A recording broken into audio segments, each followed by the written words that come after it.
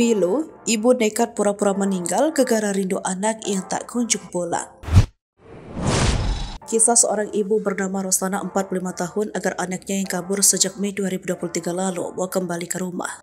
Wanita Parubaya asal Koja, Jakarta Utara itu bahkan nekat pura-pura meninggal agar anaknya mau kembali pulang.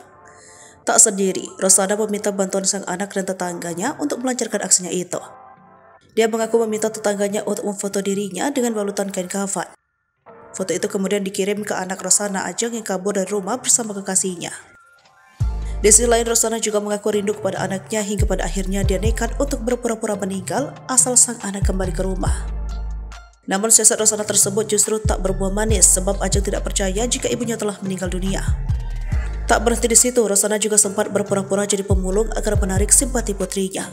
Namun lagi-lagi rencana Rosana tak membuahkan hasil. Ajeng bahkan mengatakan jika teman telah bersekongkol dengan ibunya. Akhirnya Rosana menempuh upaya selanjutnya yakni dengan melaporkan ke polisi soal anak yang hilang ke Polres Metro Jakarta Utara, Senin 14 Agustus 2023. Dalam laporan yang ditunjukkan Rosana, terlapor masih dalam lidik meskipun pada bagian kronologi disebutkan Ajeng kabur bersama kekasihnya.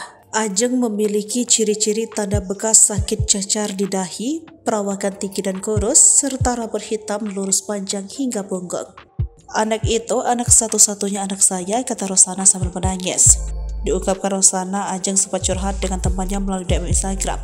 Ajeng bilang kepada temannya itu bahwa dia akan pulang suatu saat nanti di saat waktu yang tepat.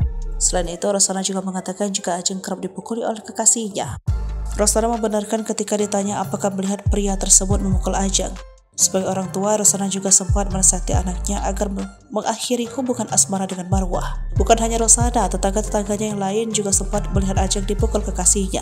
Ketika Rosana bertanya mengapa lengannya bisa memar, Ajeng mengaku jatuh dari kamar mandi.